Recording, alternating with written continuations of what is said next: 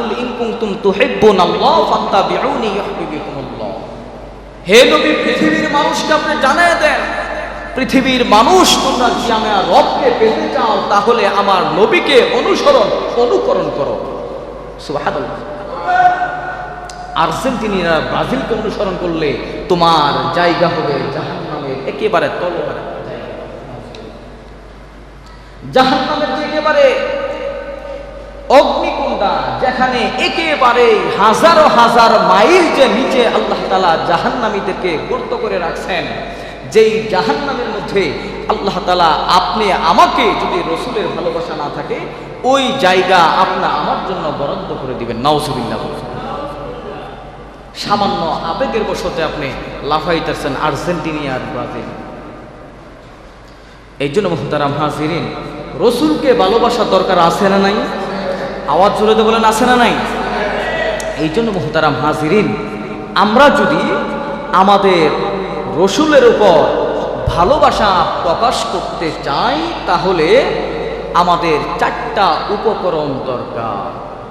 অর্থাৎ প্রতিটা মানুষকে আপনি যদি ভালোবাসতে চান, 4টা উপকরণ হলে একটা মানুষের মধ্যে একটা ভালোবাসা প্রকাশ পায়।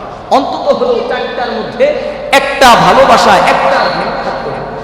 যার ভিতরে 4টা গুণের একটা গুণ থাকে, মানুষ ওই ব্যক্তিকেই ভালোবাসে। আর নবী মুহাম্মদুর রাসূলুল্লাহ সাল্লাল্লাহু আলাইহি ওয়াসাল্লামের মধ্যে শুধু একটা উপকরণ নয়, 4টা উপকরণই ছিল। সুবহানাল্লাহ জোরে বলেন। 1 নম্বরে আপনি একজন মানুষকে ভালোবাসবেন, সর্বপ্রথম দেখবেন একজন মানুষ আরেকজন মানুষকে যদি ভালোবাসতে চায়, প্রেমিক প্রেমিকা, একজন যুবক যদি একজন মেয়েকে প্রেম করতে চায়, সর্বপ্রথম বলেন কি দেখে? চেহারা দেখে। যখন গভীরতা হয়ে যায়, ভালোবাসা যখন গভীর হয়ে যায়, তখন বলে, প্রিয় শোনো, তোমার চেহারা দেখে আমি ভালোবাসি না, তোমাকে ভালোবাসি তোমার মন দেখে। ঠিক কিনা? বলে কি বলে না? বলে আসলে কি তা? সর্বপ্রথম ওই যুবক ওই যুবতী সর্বপ্রথম চেহারা একজন আরেকজনকে দেখে ভালোবাসছে। এই জন্যই একজন মানুষকে যদি আপনি ভালোবাসতে চান, সর্বপ্রথম 4টা উপকরণ আপনার লাগবে। 1 নাম্বার হচ্ছে, একজন মানুষ যখন একজন মানুষকে ভালোবাসে, সর্বপ্রথম লাগে তার চেহারা সুন্দর আছে না না? আচ্ছা বলেন তো দেখি, নবীজির চেহারা সুন্দর ছিল নাকি অসুন্দর ছিল? আল্লাহ রাব্বুল আলামিন দুনিয়াতে নবী প্রেরণ করছেন ইউসুফ আলাইহিস সালাতু ওয়াস সালাম। সুবহানাল্লাহ জুড়ে বলেন। ইউসুফ আলাইহিস সালাতু ওয়াস সালামকে আল্লাহ তাআলা দুনিয়াতে প্রেরণ করলেন, এত সুন্দর চেহারার অধিকারী, যেই জুলেখা ইউসুফের চেহারা দেখে পাগল পারা হয়ে গেলেন। সুবহানাল্লাহ। গোটা মিশরের মধ্যে মানুষের আনাচে কানাচে মন্ত্রীদের স্ত্রীরা জানতে পারল যে আজিজের মিশরের স্ত্রী একজন গোলামের জন্য নাকি পাগল হয়ে গেছে। রাজা বাদশা পুরা গ্রামগঞ্জে এই কথাগুলো ছড়িয়ে গেল। তখন জুলেখাও মানুষের সামনে লজ্জা পাইতে থাকে। তখন আজিজে মিশরকে জুলেখা বললেন যে যত এমপি মন্ত্রী রাজা বাদশার স্ত্রী আছে সবাইকে আগামী অমুক তারিখে তাদের দাওয়াত। সুবহানাল্লাহ। সবাইকে দাওয়াতের জন্য মেহমানখানা বসাই দিলেন। জুলেখা বলতেছেন, আমার এখানে দাওয়াত খাওয়ার প্রথম সিস্টেম হচ্ছে, সর্বপ্রথম নিজ হাতে একটা করে ফল নিজ হাতে কেটে কেটে খেতে হবে। সব এমপি মন্ত্রীর বউদের হাতে একটা করে কি দিলেন? ফল দিছে, একটা করে ছুরি দিছে। এই ফলটা কেটে খেতে হবে। রাজা মন্ত্রীর বউয়ের একটা করে ফল হাতে নিছে, ধারালো ছুরি নিছে। ঠিক তখনই ওই মুহূর্তেই জুলেখা ইউসুফ আলাইহিস সালাতু ওয়াস সালামকে বলছে যে যখন ধারালো ছুরিতে সবাই সবার ফল কাটবে, তখন তুমি মেহমানখানায় ঢুকবা। সুবহানাল্লাহ জুড়ে বলেন। যত রাজা মন্ত্রীর এমপি মন্ত্রীর বউ ছিল, সবার বউ ইউসুফ আলাইহিস সালাতু ওয়াস সালাম যুবক। এই যুবকের চেহারা দেখে নিজের হাতে যে ধারালো অস্ত্র ছিল, ফল কাটতে গিয়ে সবার হাত কেটে ফেলছে। আল্লাহু আকবার জোরে বলেন। তাহলে ইউসুফ আলাইহিস সালাতু ওয়াস সালামের চেহারা কত সুন্দর ছিল। তখন তিনি প্রমাণ করলেন যে ইউসুফকে আমি জুলেখা সকাল থেকে নিয়ে একেবারে সন্ধ্যা থেকে নিয়ে রাতের 10টা-11টা পর্যন্ত যে ইউসুফের চেহারা আমি জুলেখা প্রতিদিন দেখি, আর তোমরা গোটা মিশরের বলতেছে, রাজা বাদশার বউ, তোমরা একদিন মাত্র আমার ইউসুফকে দেখে তোমাদের নিজেদের হাত কেটে ফেলছো, আর আমি জুলেখা প্রতিদিন আমার ইউসুফকে আমি দেখি, আমি তো একদিনের জন্য হাত কাটিনি, শুধু ইউসুফের জন্য পাগল হয়ে গেছি। আল্লাহু আকবার। এই জন্য মুহতারাম হাজিরিন, তাহলে ইউসুফ আলাইহিস সালাতু ওয়াস সালাম কতটা সুন্দর ছিল। আম্মাজান আয়েশা সিদ্দিকা রাদিয়াল্লাহু আনহুকে জিজ্ঞেস করলেন, একজন সাহাবী জিজ্ঞেস করলেন যে আমার নবী কেমন সুন্দর ছিল। আম্মাজান আয়েশা বলেন যে রাতের পূর্ণিমা রাতে আমার হাত থেকে যখন সুই মাটিতে পড়ে যেত, নবীজি যখন চেহারা ঘরের ভিতরে ঢুকতো, নবীজির চেহারা এমন উজ্জ্বল ছিল, এমন আলোকিত ছিল, ওনার চেহারার আলো দিয়ে আমি আমার সুইকে খুঁজে বের করতাম। সুবহানাল্লাহ। তাহলে একটা গুণ হচ্ছে মানুষকে ভালোবাসতে হলে চেহারা সুন্দর লাগবে। তাহলে নবীজির ভিতরে গুণ আছে না নাই? আছে না নাই বলে? দ্বিতীয় নাম্বার হচ্ছে মানুষের গুণ গরিমা। মানুষের ভিতরে গুণ আছে না নাই? তাকে যে আমি ভালোবাসবো, বেটার টাকা আছে না নাই? তার ভিতরে মনুষ্যত্ব আছে না নাই? ঠিক না বলেন? মনুষ্যত্ব নাই, উগ্র মেজাজি, বলেন তাকে কেউ প্রেম করবে? তার সাথে কথা বলবে? তাকে ভালোবাসবে? তার ভিতরে একটা মনুষ্যত্ব যদি থাকে, তাহলে একজন মানুষকে তাকে ভালোবাসার প্রবেশ করে। তার কিছু নাই, কিন্তু তার মনুষ্যত্ব আছে। ছেলেটা খুবই ভালো, তার কথাগুলো অনেক সুন্দর, মেয়েটা অনেক ভালো, মেয়েটার কথা অনেক সুন্দর, ঠিক কিনা বলে? তার মনুষ্যত্ব আছে। হযরতে বেলাল রাদিয়াল্লাহু আনহু, তিনার চেহারা ছিল না, আসিল চেহারা ছিল না, কিন্তু বেলাল রাদিয়াল্লাহু তাআলা আনহুর ভিতরে এমন একটা মন ছিল, যেই মনকে স্বয়ং আল্লাহ তাআলাই ভালোবাসে। সুবহানাল্লাহ বলেন। বেলালের এত সুন্দর চেহারা ছিল, নবীজি এত পরিমাণ বেলালকে মহব্বত করতেন। সুবহানাল্লাহ। তাহলে বেলালের ভিতরে যেই মনুষ্যত্বটা আসছে, এটা কার মাধ্যমে আসছে? নবী মুহাম্মাদুর রাসূলুল্লাহ সাল্লাল্লাহু আলাইহি ওয়াসাল্লাম।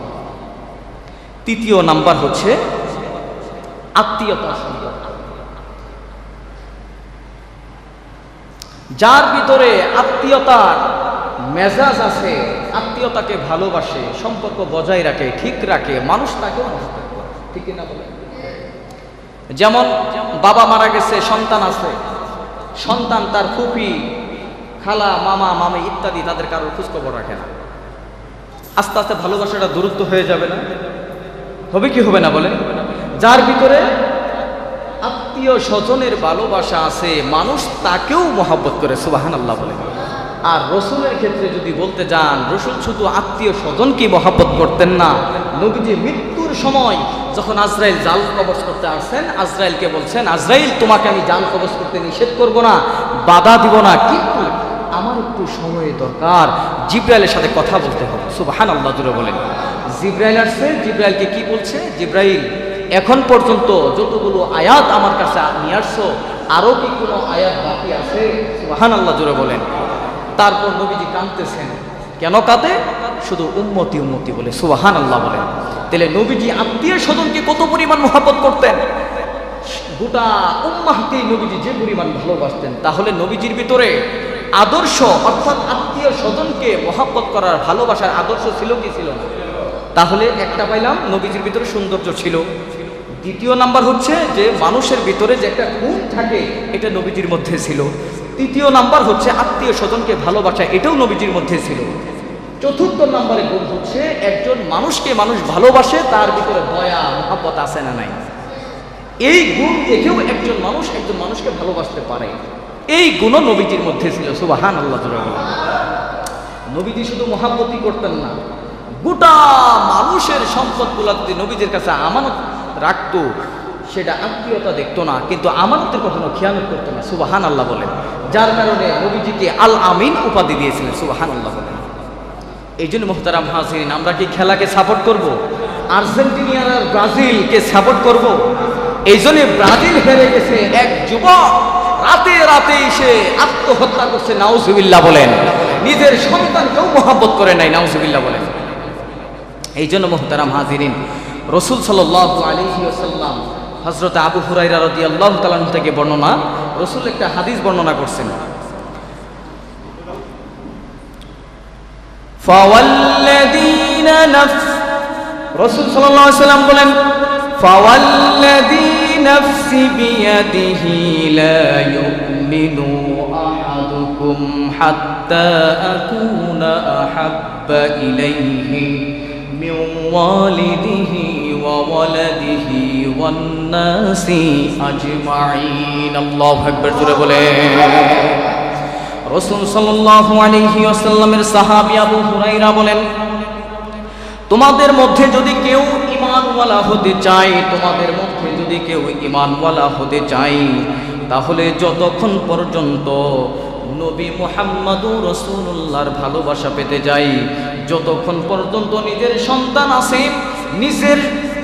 আছে, বাবা আছে, মা আছে, আত্মীয় স্বজনের চাইতে নবী মুহাম্মদুর রাসূলুল্লাহ সাল্লাল্লাহু আলাইহি ওয়াসাল্লামকে ভালো না বাসবে, ততক্ষণ পর্যন্ত সে পরিপূর্ণ কামেল মুমিন হতে পারবে না। আল্লাহু আকবার, জোরে বলে। তাহলে এই চারটা গুণ নবীর মধ্যে ছিল কি ছিল না বলেন? ছিল। তাহলে চারটা গুণ থাকা সত্ত্বেই যদি আমরা মানুষকে ভালোবাসতে পারি, তাহলে আমার নবীকে কেন ভালোবাসতে পারবো না? বলেন, একজনই মানুষের মধ্যে পরিপূর্ণ চারটা গুণ থাকে না। আমার নবীর মধ্যে যে গুণ ছিল, চারটা গুণ একজন মানুষের ভিতরে স্বয়ং সম্পন্ন, একজন মানুষের ভিতরে কোনোদিন সম্ভব না।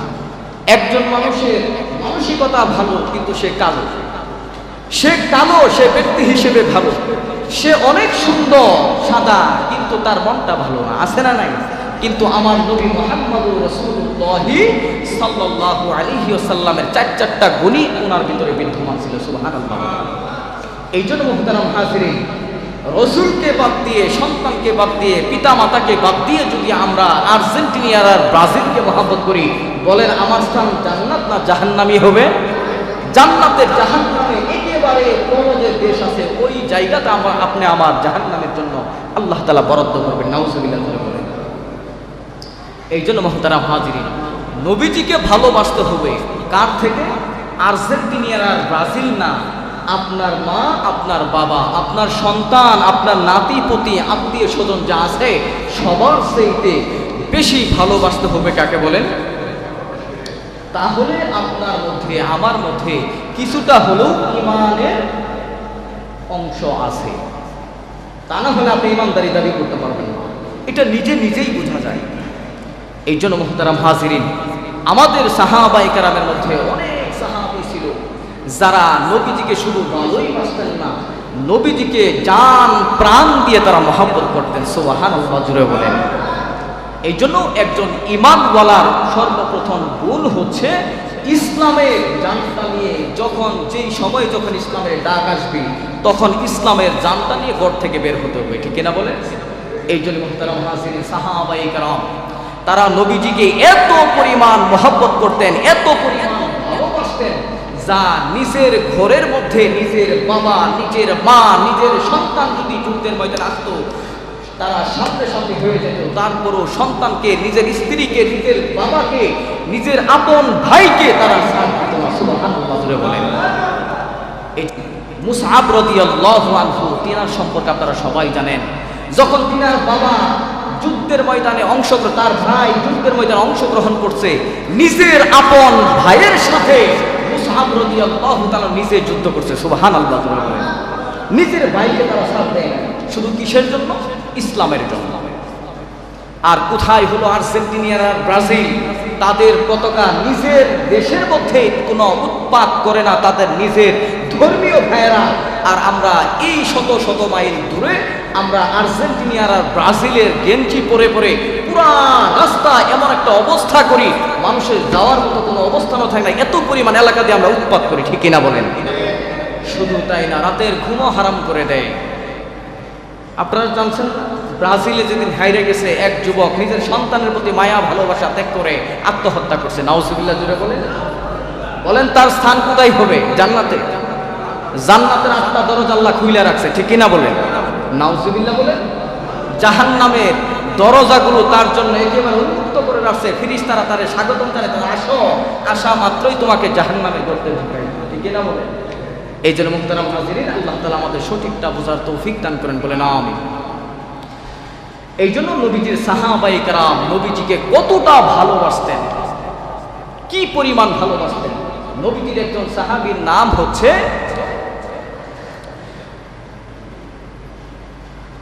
সাহাবীর নামটা মনে হচ্ছে না আমার।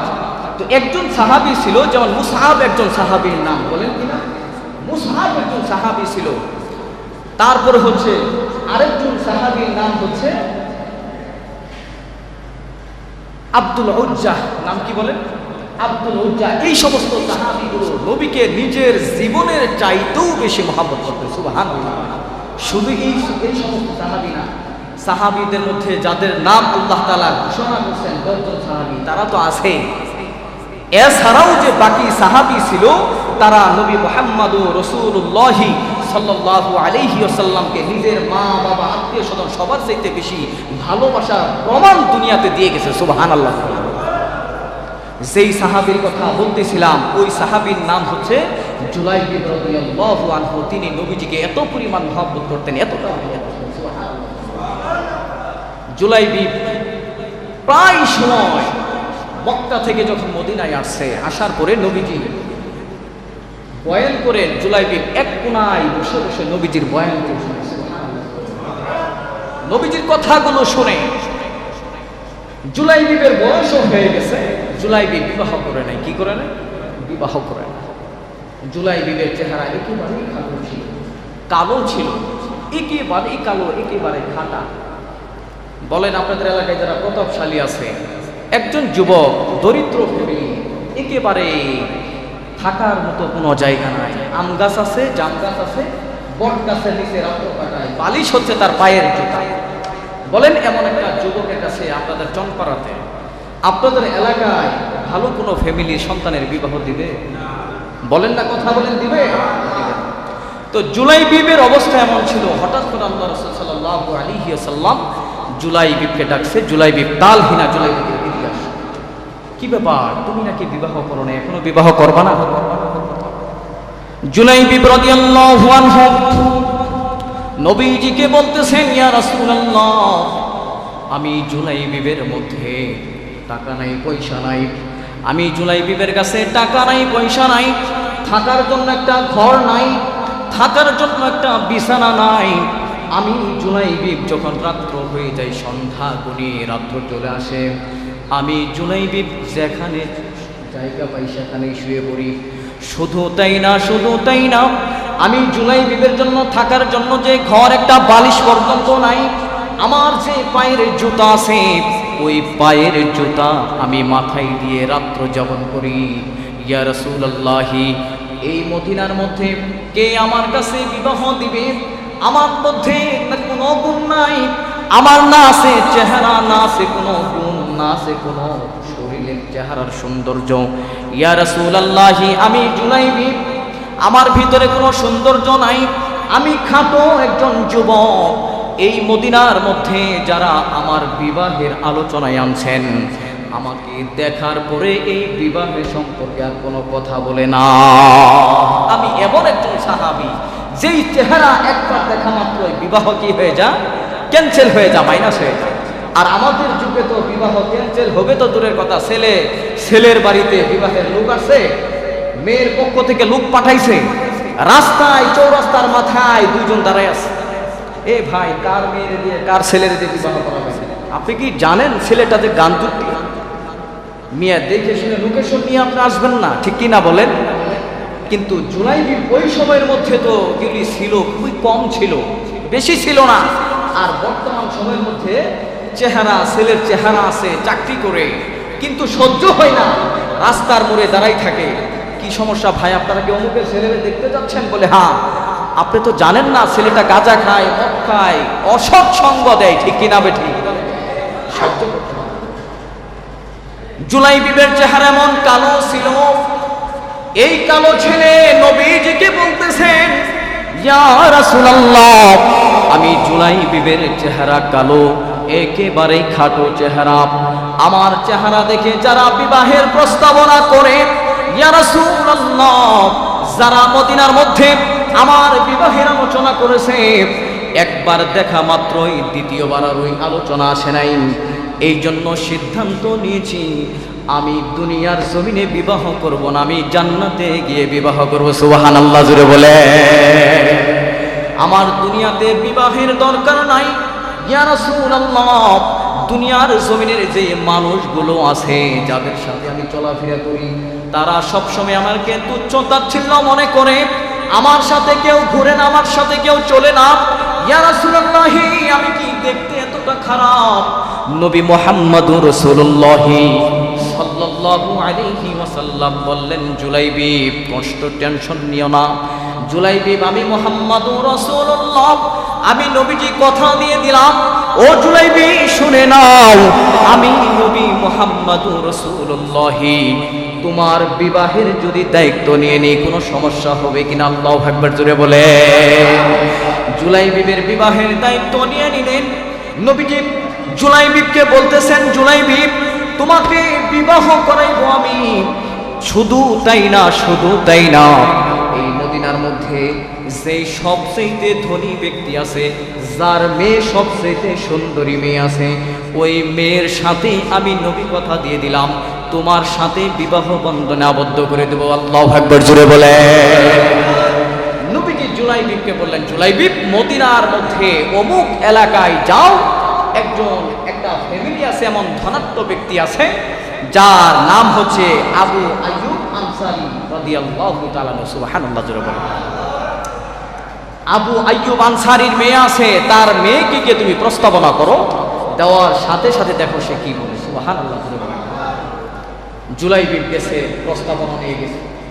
যাওয়ার পরে ঘরে গিয়ে নক করছে, তার বাবা, মেয়ের বাবা বের হয়ে আসছে, আবু সাইদ রাদিয়াল্লাহু আনহু।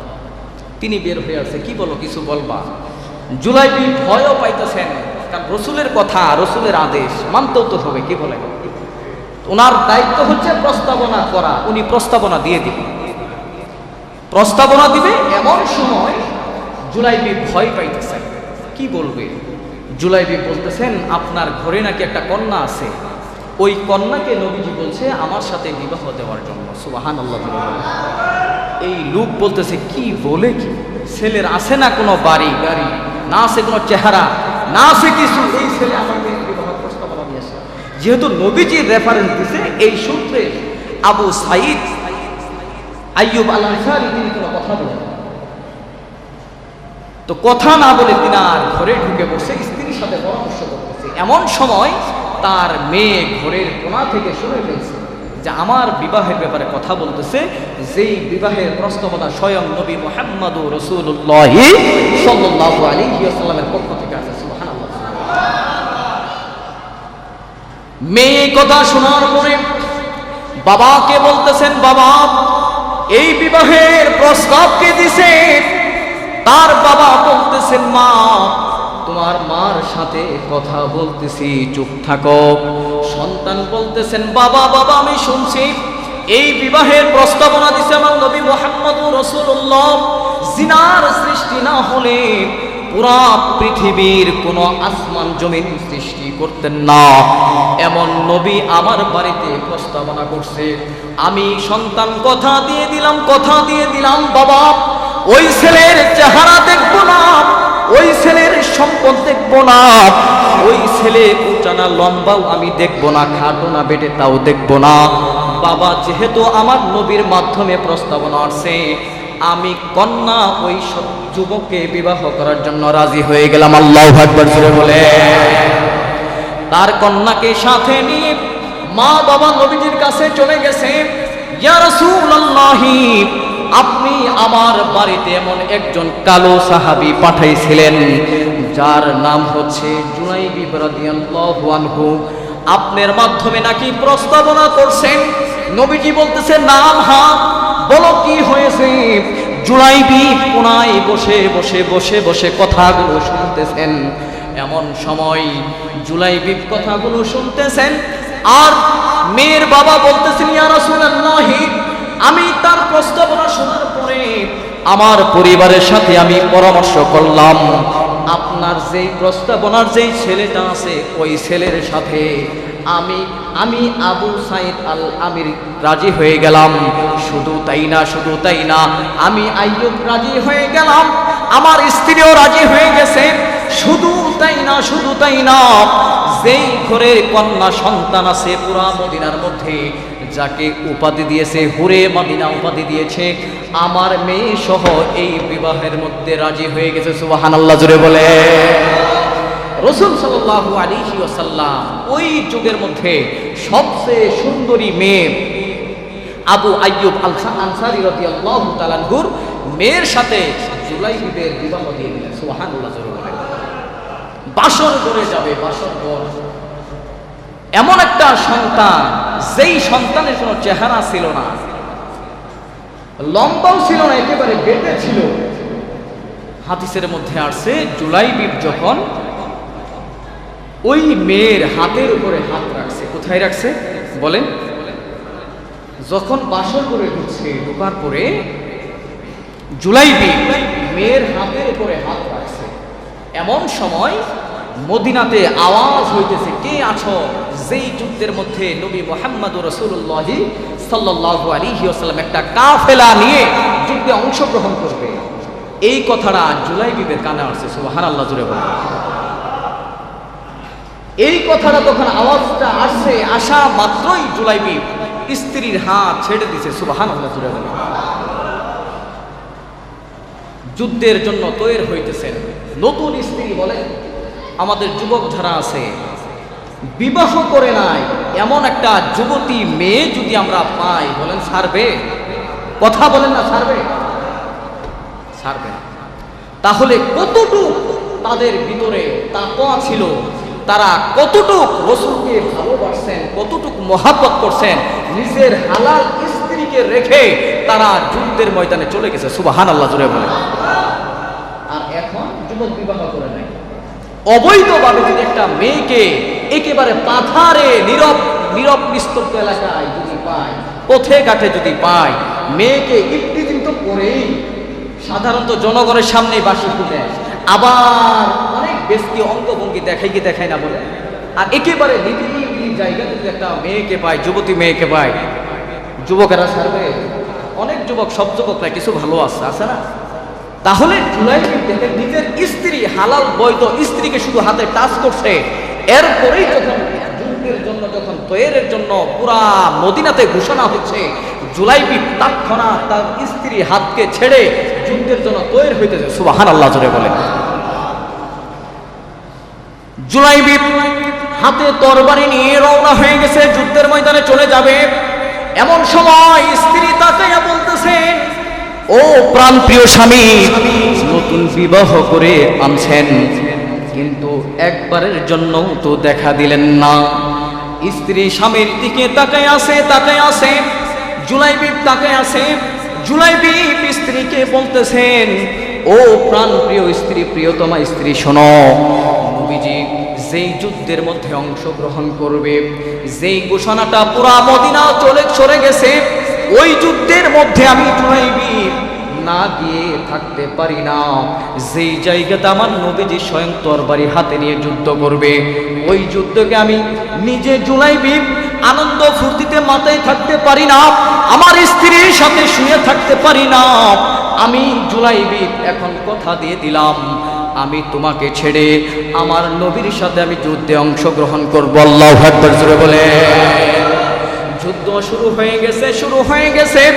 সাহাবায়ে কেরাম যুদ্ধ করতেছেন, এদিকে মুশরিকদের সাথে যুদ্ধ করতেছেন।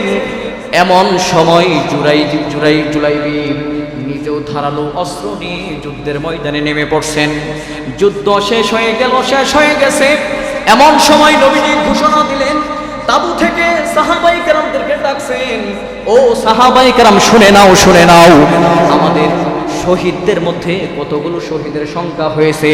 যুদ্ধের ময়দানে তোমরা পুরোটা মাঠে দেখো, পাহাড়ের চাপাই দেখো, আনাসে কানাসে দেখো, কোথাও কোনো মুসলমান শাহাদাত বরণ করেছে কিনা। সাহাবায়ে কেরাম বলতেছেন, ইয়া রাসূলুল্লাহ, দেখলাম সব এই প্রান্ত থেকে নিয়ে ওই প্রান্ত পর্যন্ত দেখলাম যতগুলো মুসলমানের সন্তানেরা শাহাদাত বরণ করেছে, সবার লাশগুলো আমরা সারিবদ্ধভাবে আমরা শোয়াই রাখছি। আল্লাহু আকবার জোরে বলে। নবীজি জানাজা পড়াইবেন, এমন সময় নবীজি শুরু থেকে নিয়ে শেষ পর্যন্ত লাশের চেহারা দেখতেছেন, শহীদদের চেহারা দেখতেছেন। নবীজির চোখ থেকে পানি পড়তেছে, পানি জমিনে টপকাইয়া পড়তেছেন। শেষ মাথা পর্যন্ত দেখলেন। কিন্তু একজন সাহাবী যেই নবীজিকে এত ভালোবাসেন, নিজের হালাল স্ত্রীকে রেখে যুদ্ধের ময়দানে চলে আসেন, ওই সাহাবীর চেহারা দেখে না, ওই পেটে সাহাবীর চেহারা দেখা যায় না, ওই কালো সাহাবীর চেহারা দেখা যায় না। নবীজি সাহাবায়ে কেরামদেরকে বলতেছেন, ও সাহাবীরা, তোমরা সবার লাশ কি, শহীদদের লাশ কি এখানে নিয়ে আসছো? বলে হ্যাঁ। বলে একজনের লাশ তোমরা তো এখানে উপস্থিত করো নাই। সাহাবায়ে কেরাম বললেন, ইয়া রাসূলুল্লাহ, কে সেই ব্যক্তিটাকে? বলে জুলাইবিব। ইয়া রাসূলুল্লাহ, মনে হয় আপনার ভুল হচ্ছে, জুলাইবিব নামে কোনো যুবক এই যুদ্ধের মধ্যে অংশগ্রহণ করে নাই। নবীজি বলতেছেন, সাহাবায়ে কেরাম চুপ থাকো। আমাকে জিবরাইল আলাইহিস সালাতু ওয়াস সালাম যখন জুলাইবিব নিজের স্ত্রীকে রেখে তরবারিটা হাতে নিয়ে যুদ্ধের ময়দানে চলে আসছে, আসার পরে জিবরাইল আলাইহিস সালাতু ওয়াস সালাম শুধু জুলাইবিবের ব্যাপারে আমাকে শুধু খবর দেয় নাই। এই জুলাইবিবের চেহারা, কিভাবে জুলাইবিব যুদ্ধ করতেছে এই ঘটনাও আমাকে দেখাইছেন।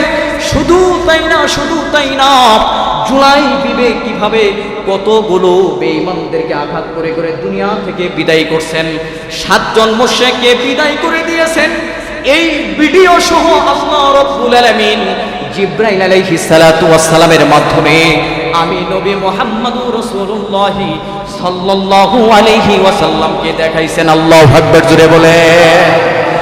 জুলাইবিবের শাহাদাত বরণ করার পরে সাহাবায়ে কেরাম এদিকে পুরা মক্কার মধ্যে, মদিনার মধ্যে আনাচে কানাচে পাহাড় পর্বতগুলোকে খুঁজতেছেন, কোথাও জুলাইবিবের লাশ পাওয়া যাচ্ছে না। এমন সময় দেখেন বালিতে চাপা পড়া একটা লাশ দেখা যায়, রক্ত মাখা চেহারা, যেই চেহারার মধ্যে জুলাইবিবের চেহারার কোনো পরিচয় পাওয়া যায় না, যেই হাতের মধ্যে তো এমন ভাবে মুশরিকের দলের এমন ভাবে আঘাত করেছেন, যেই জুলাইবিবের চেহারার মধ্যে এমন আঘাত করেছেন। নবীজিকে খবর দিলেন, ইয়া রাসূলুল্লাহ, জুলাইবিবের লাশ পাওয়া গেছে, বালু মাখা একটা রক্ত মাখা লাশ। নবীজি কাছে গিয়ে জুলাইবিবের মাথাকে নবীজির উরুর কাছে নিছেন আর বলতেছেন, জুলাইবিব, তোকে আমি নতুন বিবাহ করাই দিলাম, তুই আমার রবকে আর আমাকে কত মহব্বত করতি, মুসলমানকে কত মহব্বত করতি, আল্লাহর বিধানকে কত মহব্বত করতা, যে হালাল স্ত্রীকে রেখে তুমি যুদ্ধের ময়দানে চলে আসছো। আল্লাহু আকবার, জোরে বলে। এইভাবে নবীজি শুধু তাকায় আছে। এমন সময় নবীজি ডান দিকে মুখ ফিরাই নিছেন। এমন সময় সাহাবায়ে কেরাম বলতেছেন, ইয়া রাসূলুল্লাহ, আপনি জুলাইবিবের দিকে তাকাইয়া কান্না করতেছেন। ইয়া রাসূলুল্লাহ, আপনি ডান দিকে মুখটা ফিরাই নিছেন কেন? রাসূল সাল্লাল্লাহু আলাইহি সাল্লাম বলতেছেন, ও সাহাবায়ে কেরাম, শোনো, জুলাইবিবের দুনিয়ার কোনো মানুষ জুলাইবিবের চেহারা দেখে কোনো মানুষ তাকে পছন্দ করতো না, তার সাথে কেউ মজা করতো না, তার সাথে কেউ খেলা করতো না, তার সাথে কেউ মিশতো না, তার সাথে কেউ সঙ্গ দিত না। কিন্তু ও সাহাবায়ে কেরামেরা, শোনো, এই জুলাইবিবকে স্বয়ং আসমান জমিনের মালিক যতটা মহব্বত করে, আসমান থেকে শত শত হুরদেরকে জুলাইবিবের রূহকে নেওয়ার জন্য, স্বাগতম জানানোর জন্য পাঠাইতেছেন। ওই হুরদের চেহারা দেখে আমি নবীজি স্বয়ং চেহারাকে ঘুরাই নিছি। আল্লাহু আকবার, জোরে বলে। এই ছিল সাহাবায়ে কেরামের মহব্বত। আর আমরা কি করি? আর্জেন্টিনিয়ার আর ব্রাজিলকে নিয়ে মাতামাতি শুরু করছি, ঠিক কিনা বলেন? এই জন্য মুহতারাম হাজিরিন, তারা নবীজিকে, ইসলাম ধর্মকে, আল্লাহর কোরআনকে, আল্লাহর বিধানকে তারা কিভাবে মহব্বত করতেন। আর সামান্য আর্জেন্টিনিয়ার আর ব্রাজিলকে আমরা যে পরিমাণ আমরা তাদেরকে সাপোর্ট করি, রাতের খাবারও অনেকেই না খাইয়া তারা সারা রাত্রভর আর্জেন্টিনার ব্রাজিলের খেলা দেখে আসে না নাই? শুধু তাই না মুহতারাম হাজিরিন, আমরা কয়েকদিন আগে একটা সংবাদ পাইলাম, ব্রাজিল হারার পরেই একজন নওজোয়ান যুবক তার 2 মাসের বাচ্চাকে রেখে দুনিয়া থেকে আত্মহত্যা করছে। নাউজুবিল্লাহ, জুড়ে বলেন। আর যে আমেরিকাতে এই খেলাগুলো হচ্ছে, দেখেন আমেরিকার চিত্রগুলো দেখেন, আমেরিকাতে কোনো হইচই নাই, কিচ্ছু নাই, খেলা হচ্ছে না, বুঝারও কোনো কায়দা নাই, হাজারকে মাইল দূরে। কিন্তু আমরা মুসলমানের সন্তান, বিধর্মীদের খেলাকে কেন্দ্র করে আমরা নিজেরা জীবন ছাইরা দেই, নিজের সন্তানকে ত্যাগ করি, নিজের স্ত্রীকে ত্যাগ করে, আসে না নাই? অনেক সময় দেখবেন অনেক স্ত্রী স্বামীদেরকে নিষেধ করে খেলা দেখেও না, দেখা যাবে না, কিন্তু স্ত্রীরা বাধা দেওয়ার কত কারণ অনেকেই তো আছে খেলাকে কেন্দ্র করে জুয়া খেলে, আসে না নাই? আসে না? এই জন্য মোহতারাম হাজিরিন, আমরা যারা আছি অন্তত হলো যে কয়দিন খেলা আছে আমরা আর্জেন্টিনা আর ব্রাজিলকে কেন্দ্র করে আমরা কখনোই তাদের কাছে ভালোবাসা প্রকাশ করব না। আল্লাহ সবাইকে কবুল করেন, বলেন আমিন।